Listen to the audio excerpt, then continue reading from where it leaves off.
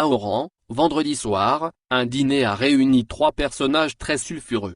L'organisateur de ce dîner s'appelle Keibish Abdellah, un businessman qui habite à Mezra à 20 km de Mostaganéon et promoteur immobilier qui développe l'essentiel de ses activités dans la wilaya d'Oran.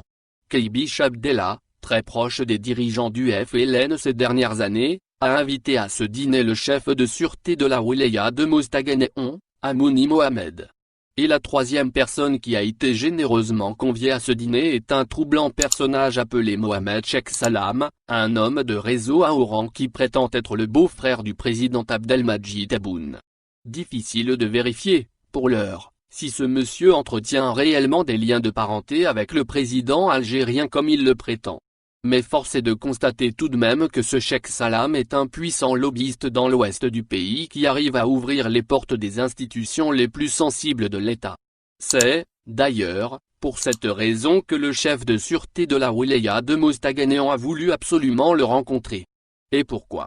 La DGSN connaît en ce moment un large mouvement au sein de ses chefs de sûreté des wilayas et Amouni Mohamed, un commissaire divisionnaire impliqué dans plusieurs scandales de corruption et trafic d'influence à Mostaganéon, cherche désespérément une intervention pour sauver sa peau et se maintenir dans ses fonctions.